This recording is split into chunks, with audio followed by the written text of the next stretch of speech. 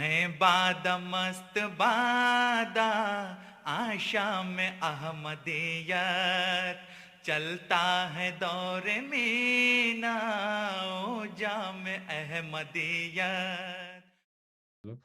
So yeah, Jazakallah everyone for joining today. Inshallah, we're going to have another cracking show. Today's topic is revolving around suffering, and we're going to have a small presentation by Hamza Saab, and also watch a few videos just to catch up from the from the God Summit and have a little conversation about it and any reactions which you guys may have or anything you remember which is worth sharing. Um, so we're gonna just have a nice conversation about it, and then inshallah we'll call it a day. But yeah, as I said, today's topic is why is there suffering? Um, to do with religion, to do with God. You may be wondering why G is in blue. So it's highlighting at the end of every pain or suffering, there's always a silver lining to it as well. So also with anything that we go through, we must always try to stay sincere to God Almighty to try and get through any pain that we incur. So without further ado, I'll just with anything, just like the Voice of Islam, when it hits the hour mark, they always have a news round. So I'll just go to Qasim for now, and we'll get over the news because there's been a lot happening, especially with the politicians. But we don't want to go too much into that. But Qasim will give us the real news that means something. So please, Qasim, if you could just share your screen, and then we'll do that, and then we'll go over to the next segment, please. Jazakallah. Assalamu alaikum. Welcome to K News. Sorry, I had to remove that. I think it's a little old now. Welcome to the K News. With last week's embarrassment, I've decided to make a rather longer version, but hopefully we can get through it quickly. So first, I would like to everyone to point out to, I believe this is a MD website. We have the analyst and they produce articles on various topics, everyday topics, and they produce various topics on politics, sports, technologies, economics. I often read things from there. So I will highly suggest everyone to check it out. They also have a Telegram. I'm not sure how you can join, but if anyone has more information, please do share it. It's called The Analyst. Now we have UK news in HD.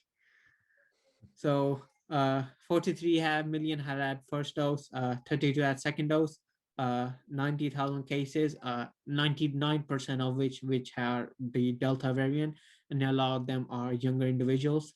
Jokes on us. Now we're the COVID target. As I mentioned, COVID pandemic is growing and younger people are being affected a lot more. Uh, Recent news, anti-obesity drive, any junk food adverts will be banned, which I don't know about. Uh, Jeff Bezos wants to make a nuclear fusion plant in UK. UK is not ready for climate change. And today's news, contradictory to what Ravi Saab said, I do apologize. Matt Hancock under fire over alleged affair with close aide with Gina. Now, the bigger case is that Hancock is the leading person for COVID regulations and kind of the main chief officer for regular talking about COVID rules. And then here he is breaking the very rules, so which is kind of creating a big uproar in the politics, and people are kind of wondering why has this man not been fired yet. This has been going on for around 2 weeks as well, which various texts, even the Queen commenting on Hancock being weak, and then we have the Prime Minister's Boris Johnson's text claiming that Hancock is not a good person. Now we have some sports. Euro 2021 have kicked off for 2 weeks. I believe tomorrow we have two more matches.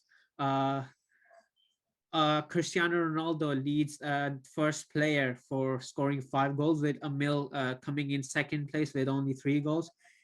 Also, strangely enough, Portugal is also third place, which is a bit off. from what I can make of this is, I think it's because as the team does really bad, the unique players in it shine a lot. So I feel like Cristiano is really carrying Portugal, and if he wasn't there, Portugal would be dead lost. Also, quarterfinals start at July 2nd, so that's a date to look forward to. England, while sipping tea, easily qualified, and I think Scotland's at this point is off the charts. I think only has 1 point right now on the board. Cumbria's Wainwright's record broken by runner Sabrina Verji. A fell runner has broken the record for completing all of the Cumbria's 214 Wainwright peaks in less than 6 days.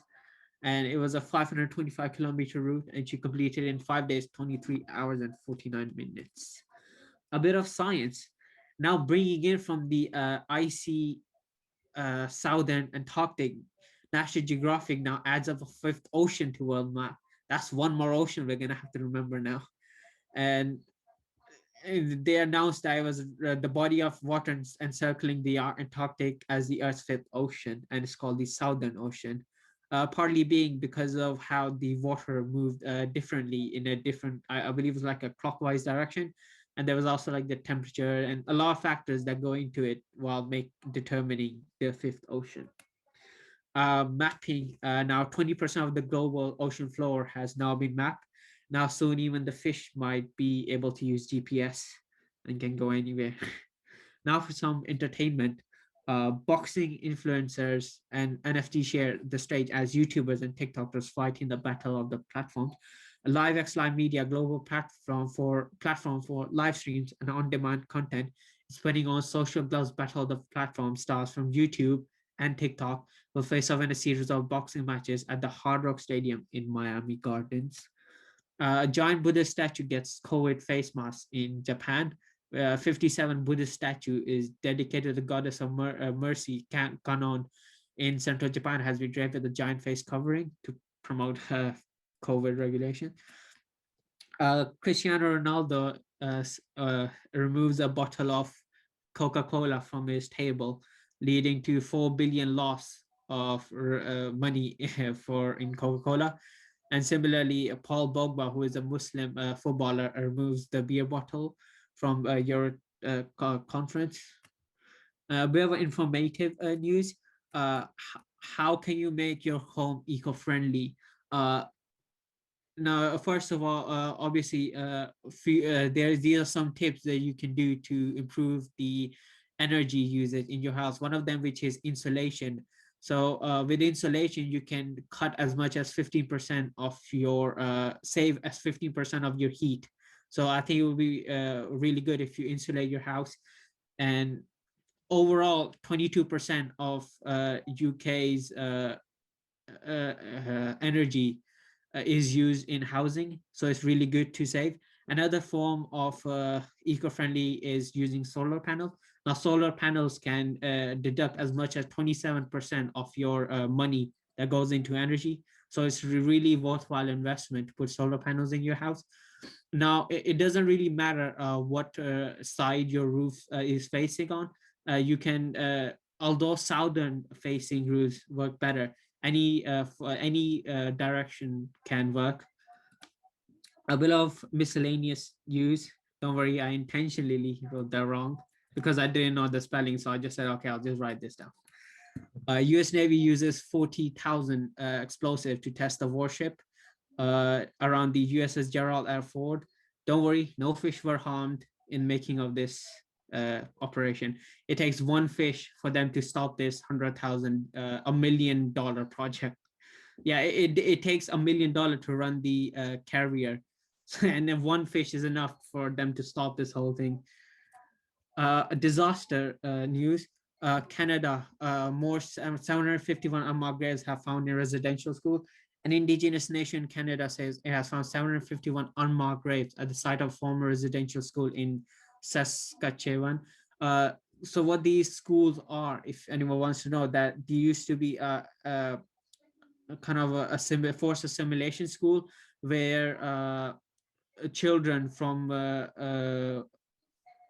indigenous background, so the indigenous background, they were kind of like from they were migrated from other countries and they were kind of more cultural people, and they weren't kind of used to kind of employing and working education.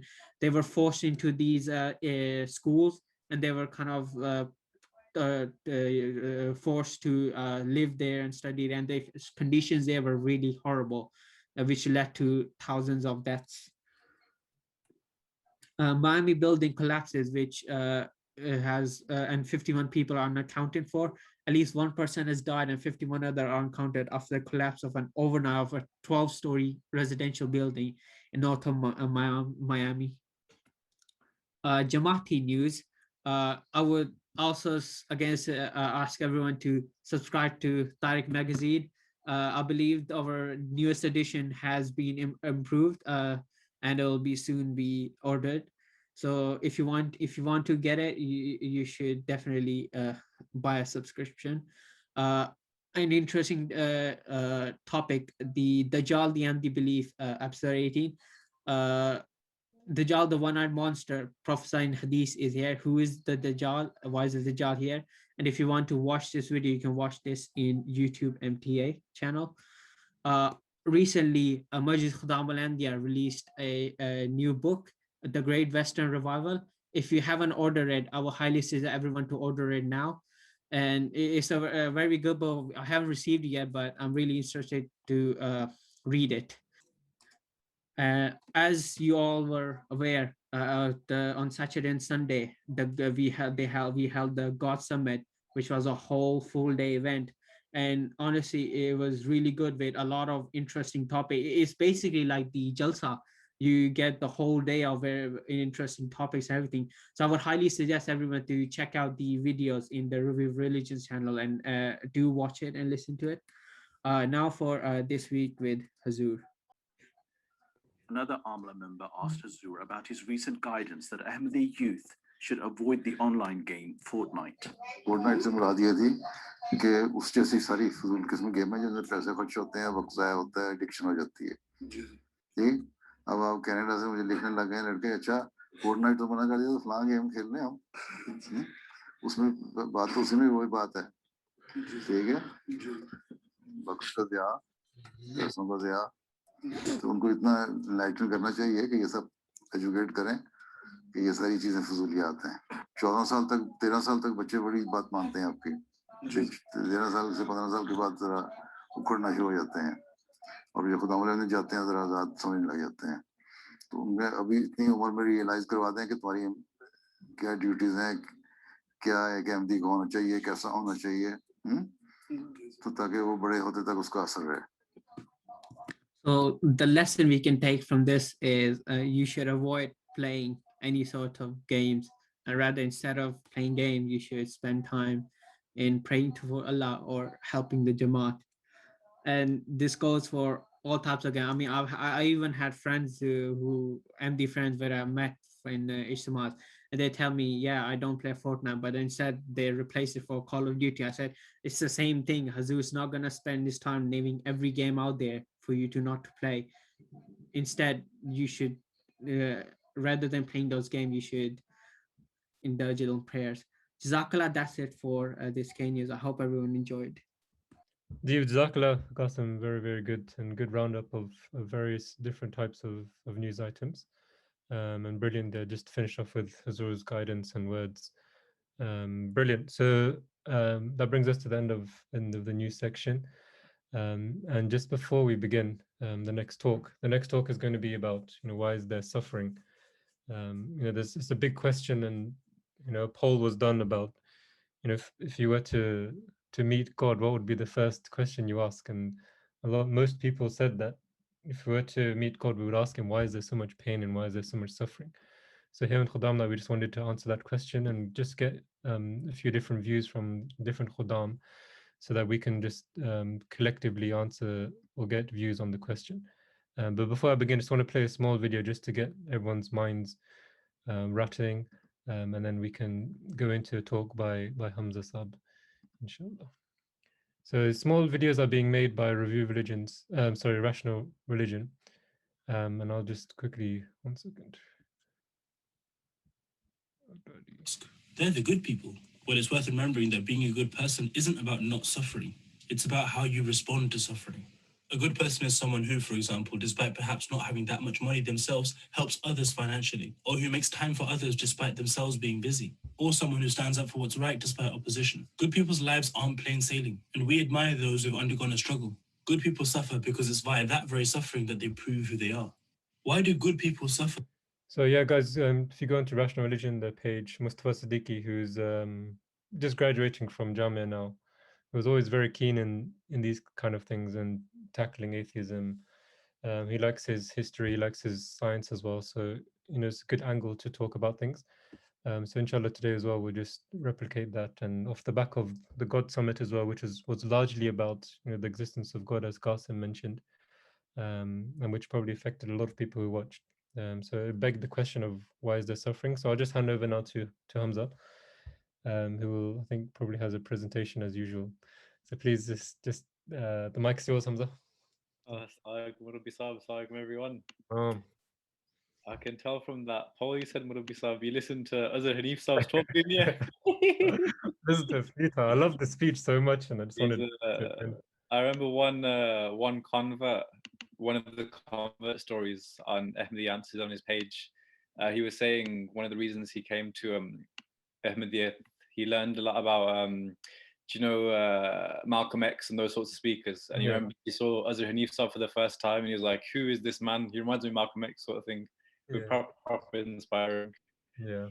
So, guys, apologies. I don't think my talk's going to be anywhere near as inspiring as his, but I'll do. and it's quite long as well. So apologies if it's quite lengthy at points. But I'm trying to cover an extract really. With this topic, obviously, there's so many ways to go about it. There's so many different interpretations on it, and so many different ways to answer it. But I really thought the best place to go was Khalifa Arabi's book, Revelation Rationality. I'll put references in anyway. It's about, there's like a 20-page passage in like a 700-page book. It's about literally why is there suffering, and I don't think there's more of a comprehensive reply than these 20 pages. That's why it's a bit of a long presentation, but I hope you guys can take as much as you can from it. And obviously the best thing to do is read it in your own time as well, alongside Azhar Hanif Saab's presentation as well, and so many other good resources on Al-Islam. So Bismillah ar-Rahman ar-Rahim. So we'll start again from that video that Murabi Saab said about, there was a study in America done, as you mentioned. So what would be the one question that people would ask God if they could meet him? And again, based on that survey, as Murabi Saab said, the one thing they would ask God, if people would ask God if they could meet him, is why is there so much pain? Why is there so much suffering in the world? Why do we see it in the news every day? And obviously, as human beings, we're empathetic by nature, and it has an effect on us, doesn't it? For example, recently, the things in Palestine, on the Gaza Strip, all the air missiles and all that sort of stuff, it has an effect on you. And you question, if God is there, why are these things happening to innocent people? And I think COVID as well has played a massive role in making us think, so many innocent lives have been lost, especially in the lockdown last year, and even now as we speak. And we always think, if there is justice, if there is a God, why are these things happening? And we know from understanding Quran and the attributes of Allah, we know he's described as God of mercy, love, ar-Rahman ar-Rahim, the gracious, the merciful, all these sorts of things. So it sets the scene of why, if God has these attributes, why do these things happen? Azhar Hanif Saab, also in that interview, he mentioned a narration. I haven't got the actual quotation, so this is paraphrasing it basically, but it's something you could probably research in your own time about there was a time, I think it was either during a war or a time of great hardship in the time of the Holy Prophet Sallallahu Alaihi Wasallam. And there was, in that time, someone saw a woman. There were various young children, babies. They were crying. They're very upset about something. It may have been a famine, might be in the middle of a war, a time of hardship, basically. And the woman was going around lifting up all the babies and looking after them. And then someone said to the Holy Prophet Sallallahu Alaihi Wasallam, "O Prophet of God, look at this scene in front of me. A woman running around on the battlefield, and she's looking after all these children, taking them literally within herself and looking after them." And then she questioned, saying, "Is not God at least as merciful and compassionate as this mother who is caring for every soul in her sight?" So, as we've said, so much trouble in the world, even with good people, with the best of people, with the most righteous people. Why are they suffering so much, and why is there suffering at all? And then taking it from a Tabligh point of view, again, this is something atheists ask as well. And they often argue they can't get a reasonable answer to this question. We as Muslims, we believe that Allah answers this question through the Holy Prophet ﷺ and through his explanations in the Quran. And there's one little passage, one little summary of a verse in the Quran that Azhar Hanif Saab mentioned as well, about his plan for life and his plan for his beloved creation. And this is how it starts. Blessed is he in whose hands is the kingdom, and he has power of all things. Just describing obviously Allah and his relationship with his creation. And then coming on more than this, is Allah will tell us his plan of life over his kingdom, what he has in store for us in this world and the next. So it goes on to say, who has created death and life, that he might try you, which of you is best in deeds. So this is, for a person who believes in God, this is the primary thing. The sole purpose of our existence is trials and tribulations of life, to see how we react, what difficulties me and you go through in our personal lives and our day-to-day lives, the good and the bad. The bad, that point of discomfort, of trials, of suffering, helps develop as people and progress both spiritually and in our worldly means as well. We, by nature, we want to avoid suffering at all costs. And this is essential for the progress of humanity, for evolution as well, for the progress of humanity. You need suffering to progress. Without it, life in itself has very little existence, very little purpose. And I'll explain that more in a little bit. The passage from Revelation Rationality. Now, I just want to read this passage first. We identify the journey of evolution to be a long procession of some obscure realization of gains and losses, which gradually evolve the sensory organs to register the pleasure and pain, comfort and suffering. Basically meaning our senses, how we feel, how we see, all of our senses, they have developed over time for us to interpret what gives us loss and what gives us gain, what gives us happiness, what gives us suffering. And that, without that perception, the purpose of our life, the purpose of our creation is very mundane. It's very without purpose, so to speak. And then if we look at lower forms of life, I put a question at the start: do you want to be that worm beneath your feet? If you think of a worm, in their sphere of life, they don't see themselves to be suffering. What's their role? Burrowing underground, looking for food, etc. But us as a higher form of conscious, as a higher form of being, if someone said to you today, you're going to become a worm, you have a great sense of loss, don't you? From your awareness of what you were as a human being to what you were as a worm, meaning you only have that sense of loss, that sense of suffering, once you know what you have, once you appreciate what you have. You can't have one without the other, is what I'm trying to say. So that sense of perception led to sensory organs being developed, which led to us perceiving suffering, happiness, pleasure and pain, etc. And this develops more when you have the central nervous system and the brain, and as we've developed over time, really. And then this comes on to this point here: the more we develop, the more our senses develop, the more aware we are, the more heightened our awarenesses of loss as suffering and gain as pleasure. And then just a few more quotations from the book: the less developed the conscious, the smaller is the awareness of the suffering. Hence the example I gave about the worm. The sensory provision for the recognition of suffering and happiness are indispensable to each other. By definition, you can't have one without the other. You need to know happiness, you need to observe happiness, and only when you understand that, when that's taken away from you, you can have suffering. You can't have suffering, you can't have one without the other. Basically, they exist, they coexist. You can't have one without the other. And they're, if you look at a graph, they're like negatively proportional. So if you have less suffering in your life, your capacity to feel pleasure and pain will also be reduced. They're intertwined with each other, and both are necessary for evolution. Again, one can't be done without the other. And then suffering in itself is a perspective thing. So again, as I mentioned, absence of happiness is suffering. And then one example I think to give, obviously the whole slides here, but to summarize it, I think if you think of, say, for example, myself, if I say I'm a healthy person, and then I see someone, maybe someone who's asthmatic, from my perspective, that person's suffering. But then someone who's got asthma, he may then see someone who's got cancer. Someone's got cancer who's got X amount of years to live, X amount of months to live. And then from his perspective, the asthmatic person is fine, but he thinks the person with cancer is suffering a lot. It's a very subjective thing, and it's based on your position where you stand. So one person suffering for one person might not be the same for another. And understanding, coming back to the evolution side of it, understanding that struggle for existence, that leads to improvement in the quality of life and helps us to develop. We talk about survival of the fittest, not in the way Darwin said, but the idea that learning from those misfortunes, those things that have gone wrong, help us to improve, develop, and better ourselves as a society. And we see that now through advancements in medicine, technology, etc., etc. Yeah, just this last bit at the end of the slide, that perpetual struggle of life and death. We want to cling to life. We want to exist for as long as possible. And without suffering, you can't have that progress. And then through that progress, it's worldly and spiritual. And we see the highest forms of existence in terms of perfection of human beings. We say that, and prophets, obviously. Stop you there for a second. Yeah, is that okay? Yeah, go for it. Yeah, because we picked up on the point of the worm. And while watching Azir Nifsab's talk, I wanted to take a clip out of it. And for me, that's the one that I could relate to most. So I'm just gonna play a short video, guys. I'll stop sharing, Rob. I'll just stop sharing. Is that all? Yeah. Give me a sec, and then we'll just listen to a small video, and then we'll jump back straight into Hamza's talk, inshallah.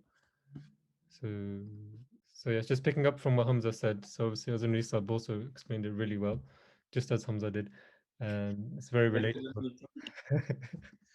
Now, if you know biology and the beginning of origin of life, you know simple single cells. And you think about those simple single cells, what you would say to God is, oh God, I like that life better. I want to go back and be an amoeba, because amoeba didn't feel so much pain as I'm feeling right now. Amoeba don't feel cold, they don't feel heat, they don't feel the pain of loss of a loved one.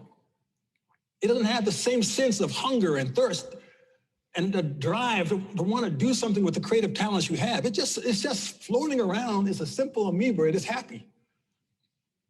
So I remember the fourth Khalifa, Hazrat Mirza Taqi Ahmad, Allah bless him always, he spoke about this in his book called Revelation Rationality.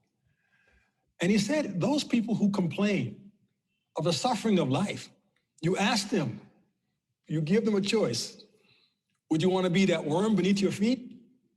Who in a sense is probably quite happy living in its realm of dirt and whatever it's eating, and has lack of sensory perception of a lot of pain as we have.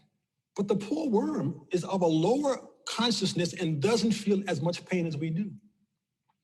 It's not suffering because you ripped that poor worm out of its family system in the ground and took it to the ocean to be used for fish.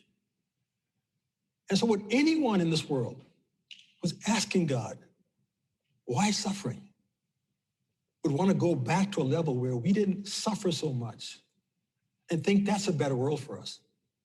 Think that that's a better plan. God, keep us all at that level of a lower consciousness where we don't have the struggles we have now in the human family. And I'm sure there's very few, even amongst atheists, who would say, yeah, that's a better life. I think that's the way to go.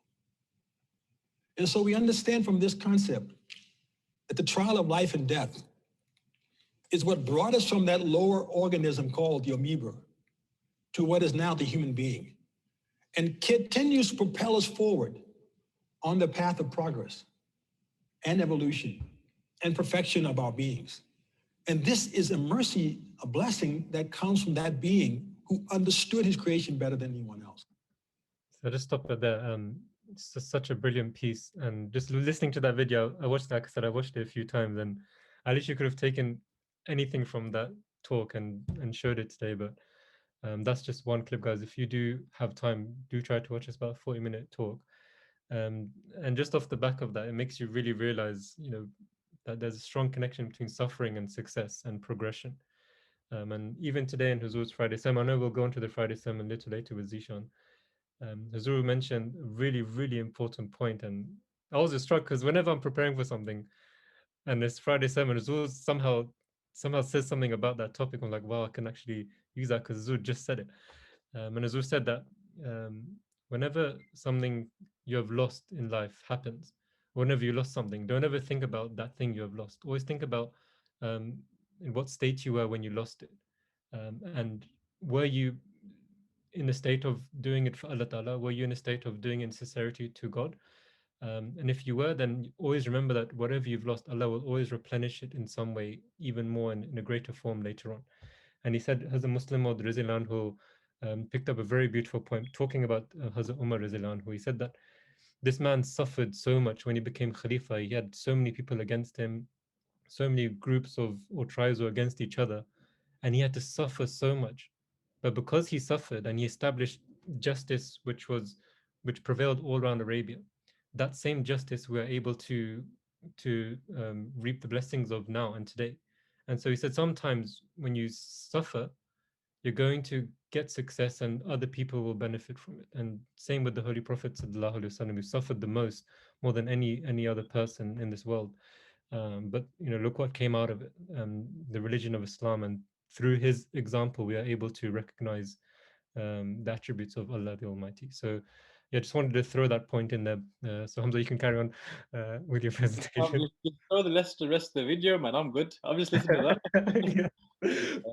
Good. Just touching on what he said, just remind me, even Nabil Bhatti Sahib, didn't he say all that difficulty he was going through, and people were feeling so sorry for him, but even said, I'll go through it again.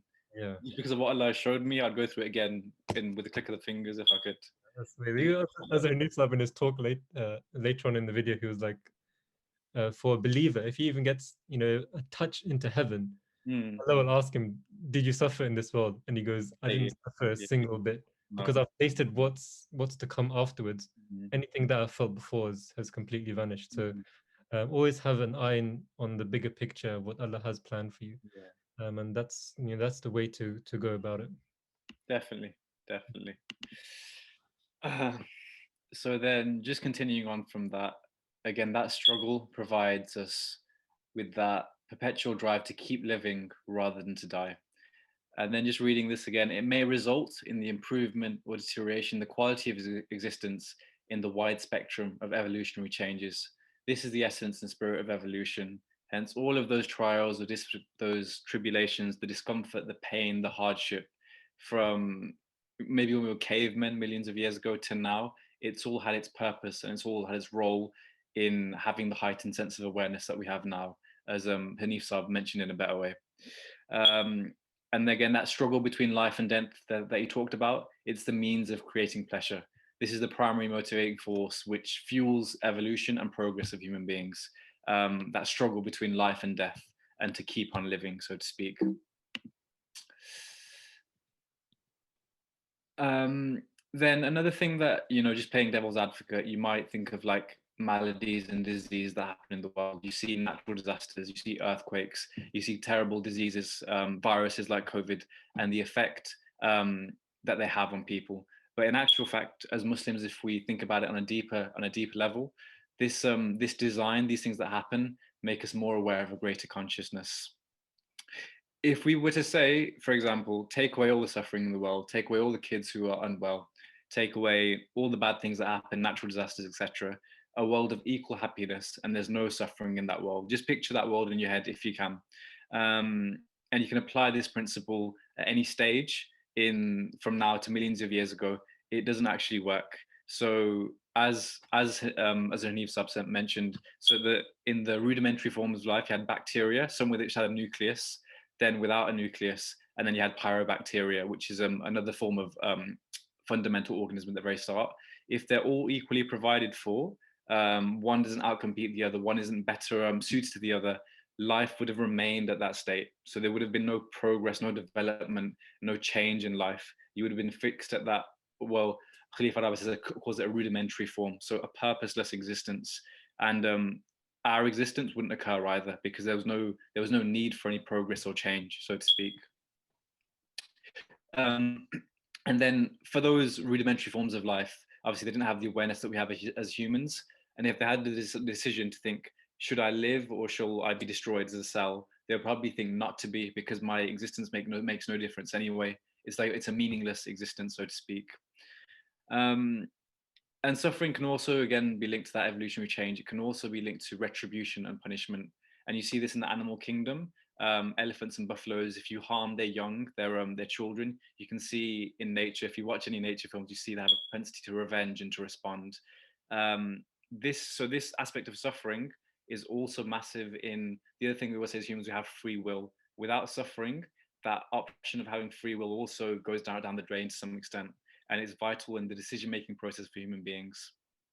So when we think about what's right and wrong, what's easy and what's hard, in our personal lives, whether we want to improve in whatever we want to do it in, there's a choice to be made. And without that suffering, without that discomfort, it takes away that option of decision and free will in human beings.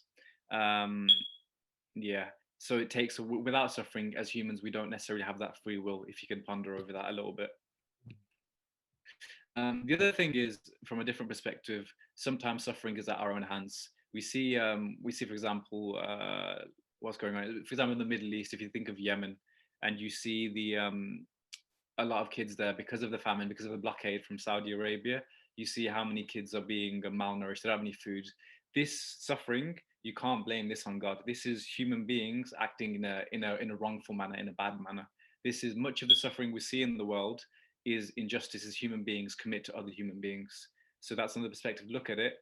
There's enough food resources for everyone in the world, but human beings being selfish and inconsiderate leads to a lot of suffering in the world. But we don't like to point the blame on ourselves. We like to look elsewhere, so to speak. Other cases that are a bit hard to explain, as I mentioned, children born with congenital defects. I think children, it's always a sensitive topic, and a lot of kids who are born in difficult situations in war zones, we see refugees. It pulls on your heartstrings, doesn't it? And poor innocent children, who are disadvantaged, you think it's not their fault they're suffering. So how you think about that as someone who believes in God, you have to understand not all suffering is a punishment and not all happiness is a reward. There will always be in the development of man, in the development of human beings, there's always be a small percentage of people who will suffer without justification on the surface. But unfortunately, it's necessary to have such people because it has a meaningful role in the advancement of society in various different ways. So not every healthy baby is the reward of the good of parents, and not every unhealthy baby is a crime for the punishment of parents. And then again, from Revelation Rationality, Khalifa Rabi puts it in a better way: health and disease, ability and disability, fortune and misfortune, congenital advantages or disadvantages are themselves but indispensable to the grand scheme of things, in which they play a causative role. Suffering is also a great teacher. It helps us to decide what's right and what's wrong, how to treat other people. It also teaches a great deal of humility, where we realize, I think especially in COVID as well, people turn to God a lot more, even non-Ahmadi Muslims, non-Muslims altogether. It makes us realize, despite our advancement, despite our progress, we are still very weak and very susceptible to be wiped off very easily as human beings. It really teaches humility in that way.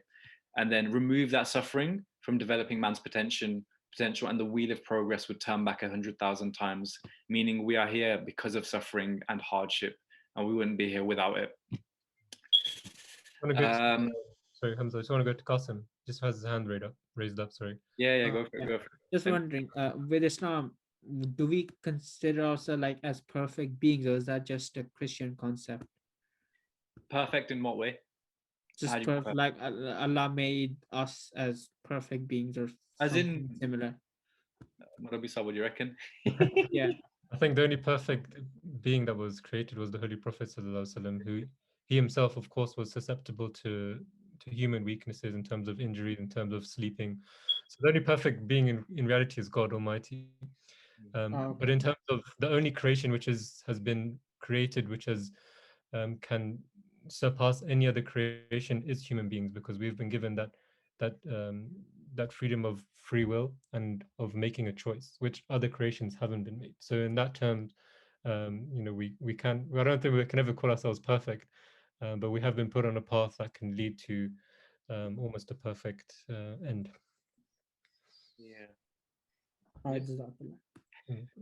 If anyone else has any points to make or wants to raise a question, just otherwise it'll get a bit boring if I just keep hear my own voice. Does anyone else have anything to say? Yeah, it's good. Keep going, Hamza. Yeah, and just all scientific discovery. So recently, the COVID vaccine, all of these things are happening not because we want more pleasure and more success. It's to get away from pain and discomfort. So that's a massive thing. The thalidomide tragedy with going back to the 80s or the 70s, when women were having children with various defects because of a problem with the medication. We've progressed from that because of avoiding pain and discomfort rather than trying to get to more pain or more pleasure, sorry. And then going back to the idea of that child being born with maybe with a paralysis or with damage to the brain or central nervous system, the question you always ask is, why was it my child? Why was it this child? But then if you keep going back with that question, you'd ask, why is it anyone at all? And then the only option left is for Allah to create every baby perfectly healthy or perfectly unhealthy, and equally in the same way. But in actual fact, there's no end to that, so to speak. So it's a relative thing, and it's a thing from perspective. So you won't find two babies or two human beings who have the exact same health of mind and heart, and no one's organs are the same, no one's fitness is the same, no one is even identical twins. There are variations. So it's like you can never answer that question satisfying everyone. Yeah, I think I just want to make a small point here as well, Hamza, because just talking about babies being born, but even just thinking the mothers pushing out to give birth, how much pain and suffering they go through. How you can't just take that away. And what atheists say, if they do say there's no God, and if you put the power in their hands, then there's no difference. So I always think about it as thinking that they still do believe in God because they're saying so many things about him, that why is he doing this, why is he doing that? So if they take God out, why are those things still happening? And they can't change that, and they can never change that. It will always happen. So suffering will always be a part of human nature and the world, how it works. The thing, towards the end of this passage, Khalifa Rabi gives a really good response to atheists, because obviously they believe in the idea of chance, don't they? So if you don't believe in God, then you have no basis to even argue anything about suffering, because your basis for creation is chance mutations, chance events. Then you can't blame God for anything, because your creator is chance. Therefore, you have no one to blame or to complain to about suffering, because your creator is chance, basically. So just continuing from that, if everyone was as equal as possible, then again it becomes relative. So one baby is born maybe looking more beautiful, more attractive than another. Then that baby or that child, as they grow up, will think to themselves, oh, my features aren't as appealing as this other person's features. Then that will be the main cause of suffering. So it's all about perspective, and those inequalities of health and looks will agonize people forever. We even see it now when people want to change their face, like bodies, because of something they're upset that they don't like about themselves. So it's all perspective based, and it will never end. There's no way to solve that question, so to speak. If you have absolute justice, then everyone is identical in every way, in every form of health, like just being completely identical in every way. But then there's no diversity there, and the reality is then there's no point in existence then. So I think this is the best quote, really. Wherever there's variety and diversity, comparative suffering and happiness are bound to be generated.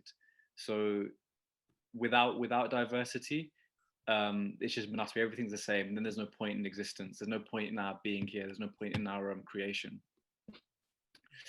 Then there's another challenge to atheists as well, just this bit at the top. One may object to the plan of things in the name of compassion for disabled children, but to replace the plan with a more just and compassionate, viable plan is quite another thing. So you can say to an atheist, okay, you don't like this much suffering in the world. What's your solution? How would you make things different? And if you ponder over it, you can challenge them as they want, but they won't be able to replace Allah's creation, Allah's purpose, with a better one. Even if you just pose that question to them, they won't have a good answer. And as I just mentioned, Abu Saab, there should be no problem to resolve from the atheist perspective. If chance is the creator, no creator is accountable to them. There's no God who's accountable to them. For every suffering or misery, this only chance can be blamed. The outcome of chance without creator has to be blind and disorderly. How many mutations go wrong if you look at the history of science? So there's no reason, there's no direction, there's no design. So your creator is chance, so you have no one to complain to about suffering. And then if you're a believer in God, the answer should also be quite straightforward. You should see the balance, the perspective in creation, the idea of a life after death. And though there are hardships and it hurts us all, you have to submit to the wisdom of the plan, the grand scheme of the plan, which is life after death. Does someone else have a question? When Yeah, someone- it's in chat. Qasim, you can read it out if you want. Might as well. What about genetic disorders? Since we believe Allah directed evolution, does that mean like such disordered were Allah made them to be? And how do we answer this argument? I think it's a little bit like, again, those children born with those disorders, whether it be illness from a young age leads to problems with health and well-being and medical conditions. But I think it's a similar sort of answer where you'll say nothing's happened obviously without Allah's allowing it to be, but it's a matter of perspective. As this person's suffering, for a person who believes in God, you know that those innocent who suffer, there's a life after death and they'll be rewarded with eternal paradise. If you don't believe in God, then again, you don't have a position to say anything, do you? Because you don't believe there's a creator, and then these things are happening by chance mutations, by chance events, and most mutations go wrong anyway, deletion, insertion mutations with genes and things like that. So in those cases, because you don't believe in God, who are you complaining to about the suffering? That's how I'd go about it personally.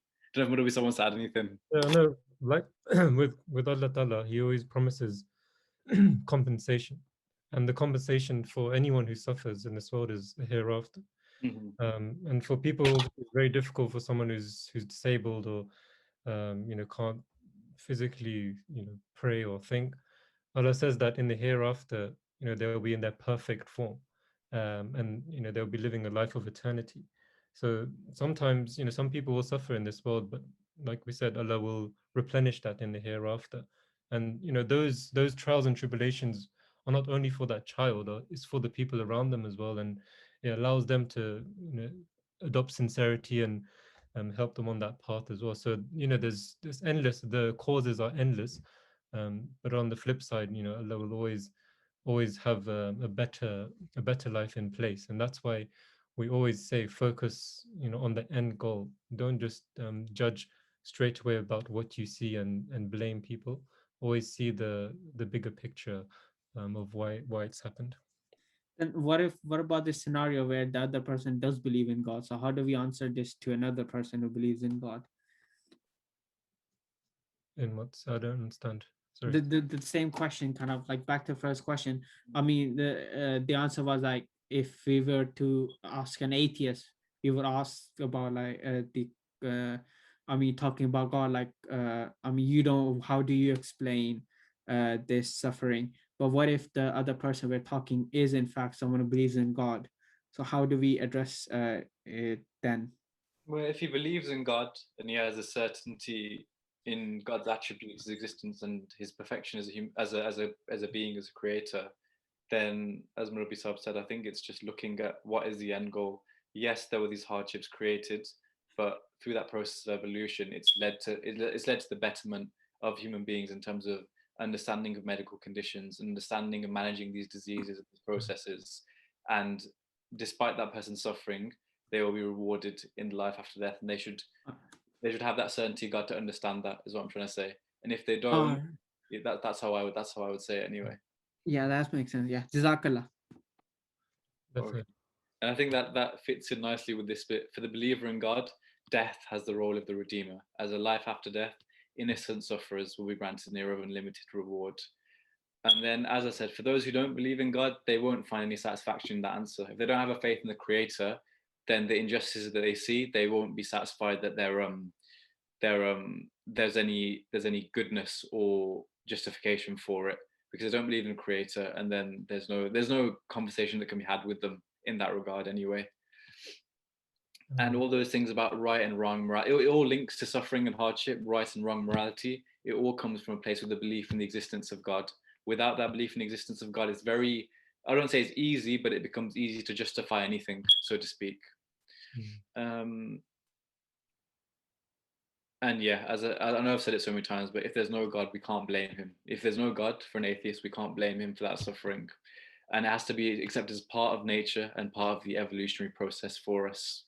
And then another way to look at it is, if you think of the majority of people in the world, despite the suffering, whatever, say it's people living with dementia, people living with other illnesses, Alzheimer's, motor neuron diseases, most of them, if you took a poll from most of them, if you ask them, do you want to end your life now, have euthanasia and end your life, or would you rather keep living? I think the statistics will show the vast majority will want to keep living. So in spite of that suffering, in spite of that misery, in spite of that hardship, the vast majority still want to cling to life and keep going. So it's to say that even despite the suffering, there's far more blessings and goodness in the world versus the suffering.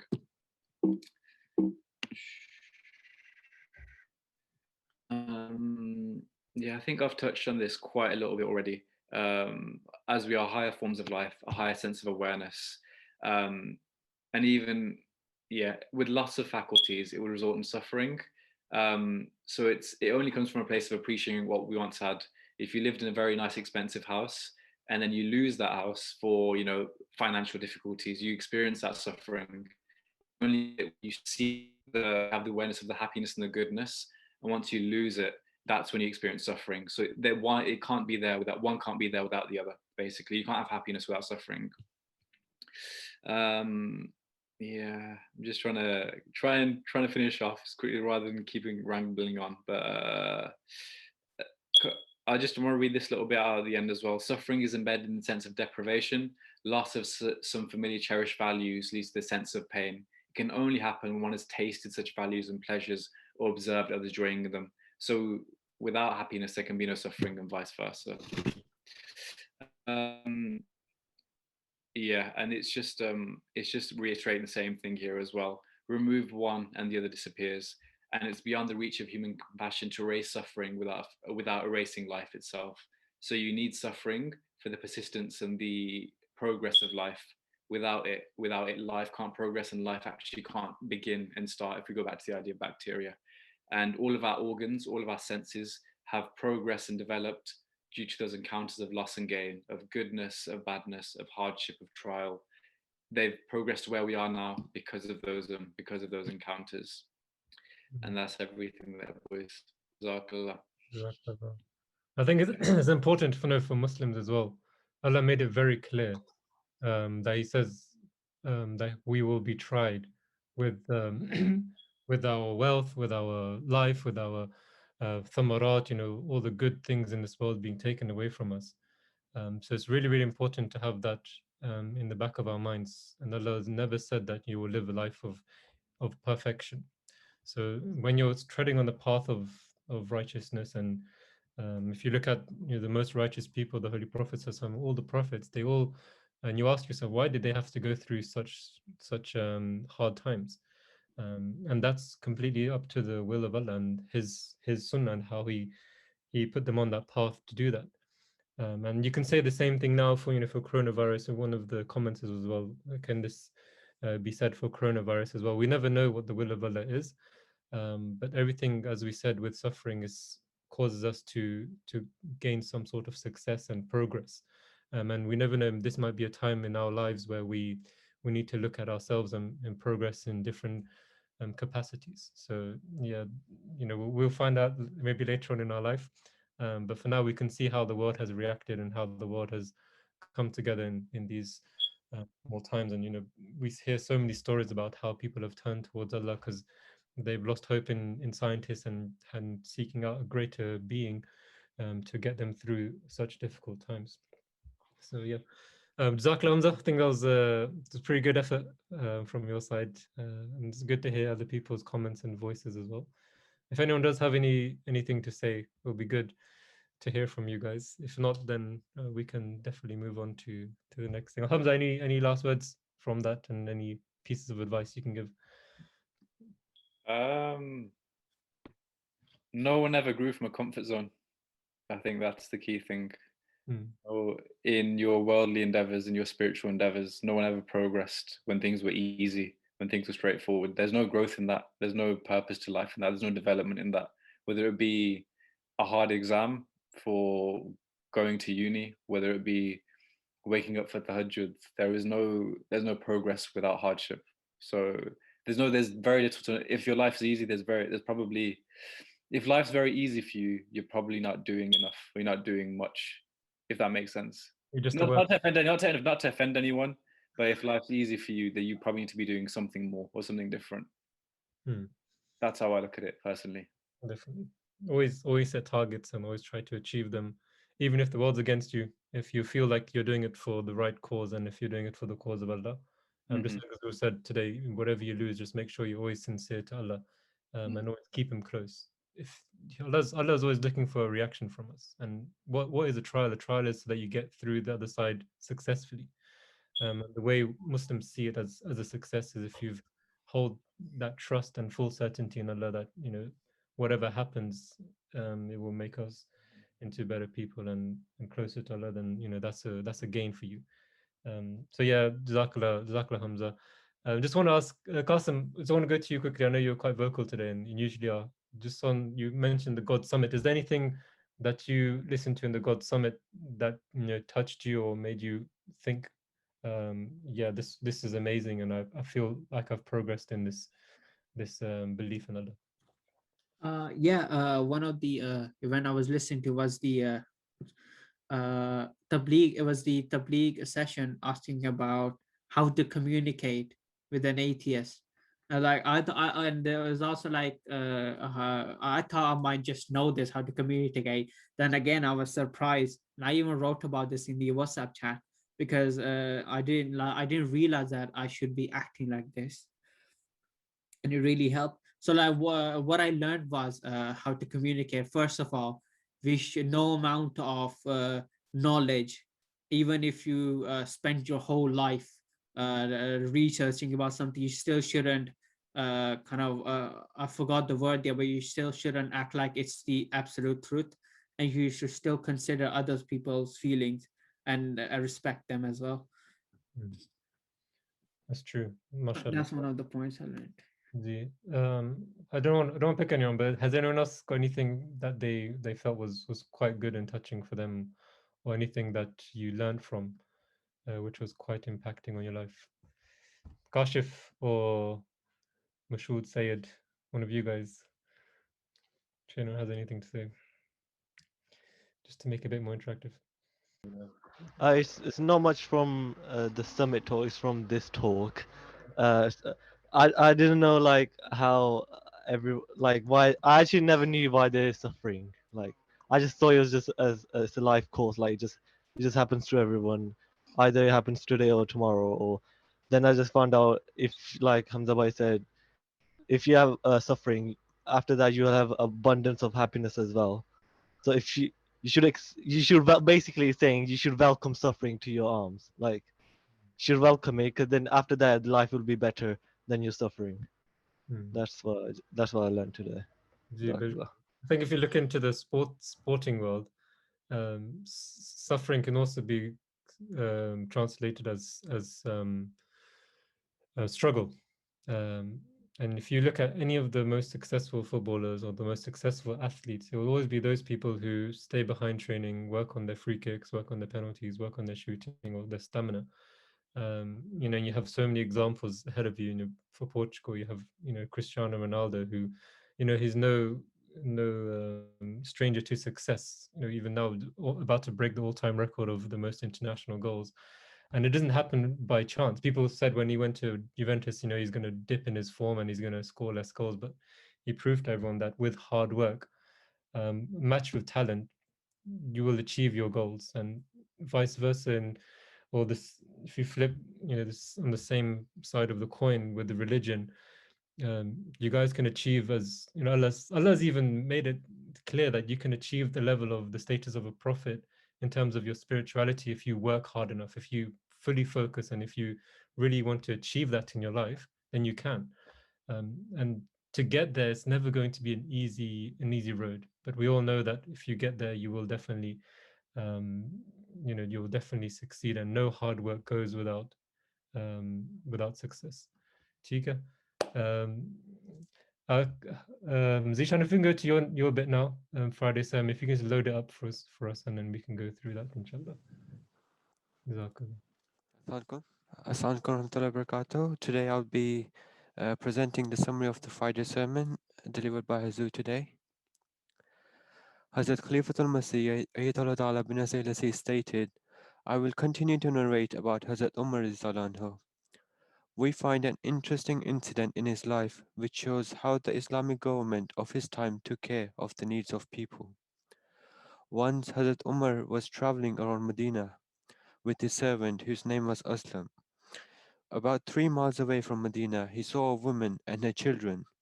The children were crying while the woman was pretending to cook something while trying to put them to sleep. Hazrat Umar greeted them and sought permission to come closer. She did not recognize Hazrat Umar anhu. Upon his inquiry, she told him that the night time and cold weather had forced them to stay here. These children are crying due to hunger. Then she complained about the leader of Muslims.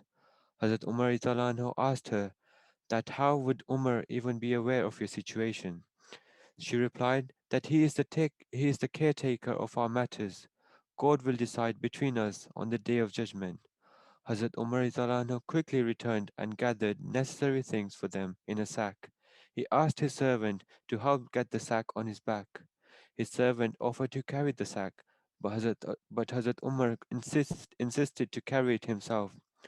When his servant asked 2 or 3 times to let him carry it, Hazrat Umar said, "Thank you, but will you also carry my burden on the day of judgment?"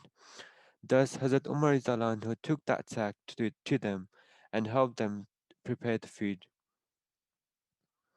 When Hazrat Umar anhu was about to depart, the lady thanked him, saying that you are even better than the Amirul Mu'mineen in this matter.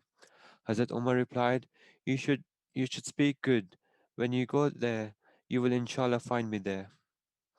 Then he departed, but continued to watch them from a distance until the children had fallen asleep. Hazrat Umar anhu thanked Allah and said to his servant, O Aslam, I did not want to leave from here until I see them in a comfortable condition. Similarly, we find another incident that once Hazrat Umar anhu heard the cries of a child from a tent. He approached nearby and inquired about it from his mother. He found out that the mother was trying to get the child to leave milk and start eating solid foods. The reason was that the Amir al-Mu'mineen had not appointed any stipend for children who were still on milk. Hazrat Umar anhu used to think that since such persons had no role to play in societal matters, hence no stipends was allocated for them, and their entire responsibility was with their mothers. Upon hearing this woman, Hazrat Umar anhu hurriedly returned and brought her necessary goods. History records that Hazrat Umar wept a lot during prayers that day, so much that it was difficult for the congregation to understand the recitation of Quran. After the prayer, it was announced, O people, do not hasten to get your children off milk. We are appointing stipends for every newborn. Hazur also said that on one occasion Hazrat Umar anhu said to Hazrat Ali anhu, even if a baby goat were harmed near the river Euphrates, Allah would call Umar to account for it on the day of judgment. Hazur also said that the promised Messiah والسلام, quoted a narration in which it is stated that once Hazrat Umar anhu asked an old person that what was preventing him from planting trees on his land. He replied that I am old and I will not see the benefit of planting trees now. Hazrat Umar replied, now it is incumbent for you to plant trees. Then Hazrat Umar himself helped him in planting trees. The promised Messiah والسلام, has mentioned this incident in context of saying, in context of staying away from any kind of laziness. He states that while you benefit from the efforts of the previous generation, it is your duty to work for the betterment of future generations. Jazakallah. Jazakallah Zishan, mashallah, very good. So may have seen a bit of work on the design side as well. So there's always a process to how we compile the Friday sermon. So Jazakallah Kashif as well, who provides the main content, and Zishan usually who distributes it to one Khadim. But today is leading by example by doing it himself. Jazakallah Zishan and to Kashif as well. So lastly, now we'll finish off with Kahoot. Sorry we have delayed a bit today. I myself have a wedding to get to, so we'll just get through the Kahoot and inshallah we'll call it a day. Just let you know, guys, I always tell everyone, even in my Jamaat, that never hold events on Fridays, because Fridays is a time for Khuddam. I feel it's really important for everyone to be able to come on a platform at least once a week. So even today at the wedding, I told them I might not even come because I've got something important to attend. So it's always nice seeing you guys, mashallah. Jazakallah for making the effort always, every Friday. Daniel Saab is our new Kahoot master. So he's with Half-Life gonna deliver his Kahoot session today due to his vaccine. I think I gave away one of the answers earlier. You could. He left K News for Kahoot. Okay, there you go. There's the pin type. Jander, why are you waiting? Manas, Abir, if you can, Haris, Kashif, Mashood, Sayed, Shah, Daniel, Temur, Samar, Zaid Bhai, Zishan Qureshi. Zaid Bhai, you able to unmute yourself for 1 second? Assalamu alaikum. Zaid Bhai, how you doing, man? Good, man. Alhamdulillah, man. Good. I know you're very busy these days with your new job. But Jazakallah for taking time out for us. How's things going on your side? How's the family and everyone? Yeah, alhamdulillah, everyone's well, man. Just please remember in your prayers, and remember everyone, in my prayers as well. So please do. And as you hear, you're out of Bleak, guys. So anything going on? And the God Summit was massive for you guys. Anything that you want to say on that, and also going forward, what's happening? Yeah, I would say that obviously, which with Hamza, what he mentioned throughout his presentation, and all these which are brilliant speeches, which we got a chance to learn a lot from and educate ourselves as well. So it's very important that that these the God Submit project, which is being made, it's there for us as well to kind of learn as much as we can. And we, whenever something like this happens, something such big as well, we should try to take as much out of it to gain our own knowledge, and also try to implement that to the people around us as well, which is a great chance for us to do tabligh. So please do watch it yourself, as mentioned before, and try gain as much as knowledge as you can as well. Exactly. Brilliant, Jazakallah Zaid Bhai. Tabligh is such a big thing. But always before we do tabligh, it's good to educate ourselves as well. And as things are opening up more with the lockdown, so we're gonna have more chances to meet and greet people. Inshallah. So guys, please do join in. We'll start just in 1 minute, and then Zaid, I think you just jumped out for a sec because of I don't know why. Sometimes it disconnects. Yeah, you're there now. Tika, I think we'll get going, Daniel, and then we'll call it a night. ठीक है, अस्सलाम वालेकुम. चलो ठीक है जी. Bismillah. Good luck. I don't think loss of sight is listed there. No, I said the pop-up was okay. Our maximum players that can play Ludo. 1, 2, 3, or 4. Debatable, no? Sometimes more than 4. Playing teams, you can do more. I've heard a lot of fights happen when you play Ludo. Okay, Harold got it right, mashallah. Qasim, Rabbi Saab, Daniel Saab. In what country are the pyramids? Afghanistan, Egypt, Iraq, Iran. Tanarbai, where did you get this again? Atfal. There's not even at the far. Come on, even at the far ones are harder. Believe me, yesterday me and Murvisa had this big Qasim, you can refer to Anas Majid Saab to check if this is an Atfal or not. चलो माशाल्लाह सारा को पता था. Mashallah.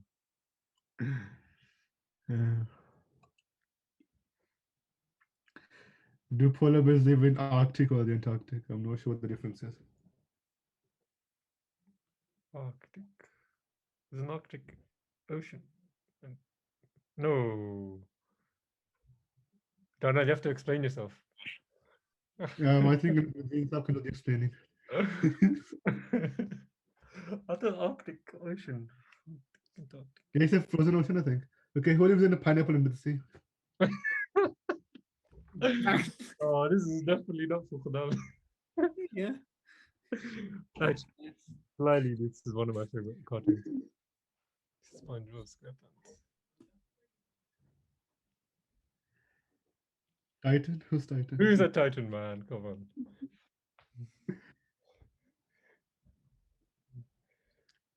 What are the animals that eat both meat and plants called? Herbivores, carnivores, omnivores. Qasim, what does omni mean? Do you know? Omni all, so omnipotent, all knowing, omnivore, all eating. Good. Mashallah. Good connection. I like that. Omnipotent. Which country would you find the Leaning Tower of Pisa? Khuddam trip, inshallah. Italy. Kabari. When is it going to be? Inshallah. One day. We'll go straighten out the I'll pizza. make it 2 days, maybe make it 2 day trip. What does www stand for? Oh, I messed up. They're saying on one of the things on Instagram, it's shorter to say World Wide Web than www.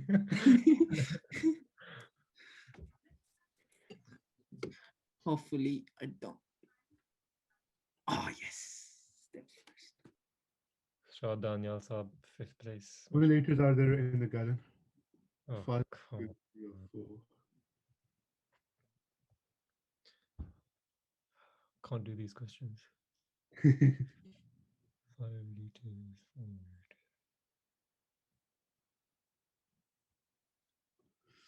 Oh, yes, I got it right. Qasim, you should have got that one. No. The scientist. I just had to think twice before answering, so I answered late. Okay, And how I long got it does it right. take for the light to from the sun to come to the earth? 8 days, 4 days, 8 minutes, 4 minutes. It's quite long, actually, really long. We'll do 8 days and 8 days. Yep, it's only 8 minutes, don't worry. Wow.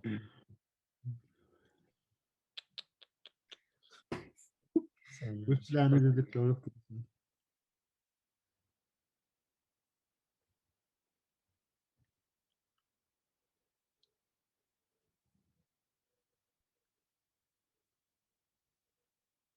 Yes, Temur. Which country invented tea? England will say England. They claim everything.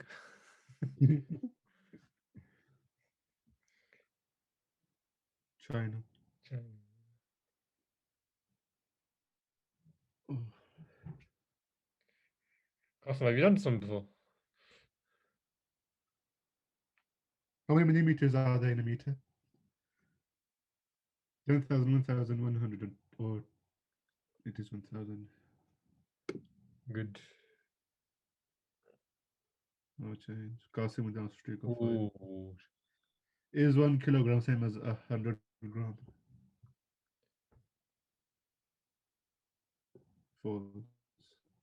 No way. What is it? It's 1,000 grams, Marissa. Oh my god. How do people get this wrong? I'm confused. Oh, Temur, man. What organ helps pump blood through the entire body? Liver. Heart. Small intestine. Yeah, small intestine too. Yeah, wait, people actually fall for it. Oh no, I didn't mean to. What does a thermometer measure? Volcanoes, temperature, or weather? I think this is like a 7-year-old quiz, like a Diana quiz. Hey, a lot of us are getting it wrong. So. Yeah, Which is troubling. We haven't progressed like Allah wanted us to. Who was the first man to walk on the moon? Superman.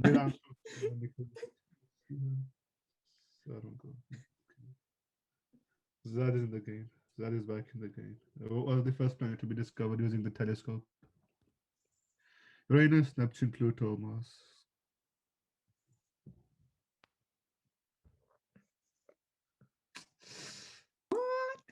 Oh, One. oh. Yeah, in fact, Uranus was the first planet.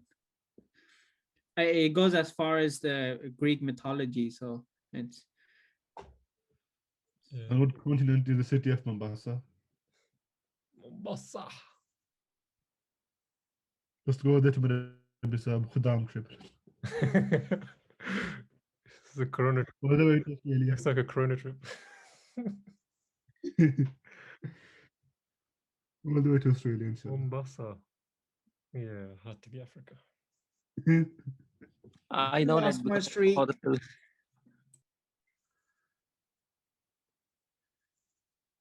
Okay. If 1 meter is 100 centimeters, what is 2.5 meters in centimeters?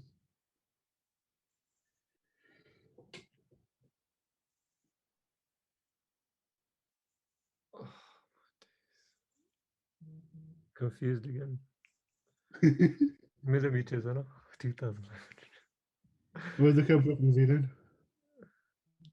I don't know. New York, Alps, Swiss, or Wellington?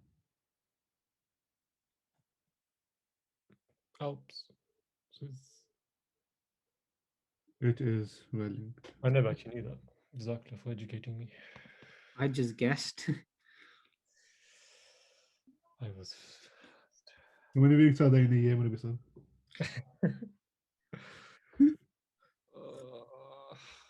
Okay, next week I'll make a better one, inshallah. Oh, I won't no, copy it's- anything. Oh, yes, got it right. Let's see. At third position, Daniel Shah. sir. Oh, mashallah. Barakallahu lakum. Jazakallah. Tim, second, first is who's Tim? Qasim is first. Timur. Well done, Acha, Timur. acha. Fourth is Biri and fifth is Murabbi Sahab. So we have Upper West, Leamington, and West. Mashallah. 3 different representatives. No, I'm West. Yeah, Upper West, Daniel Shah. Ah, okay. Leamington, Timur, and then West. I seek help from Arham, but he didn't come. But I did all myself. Good.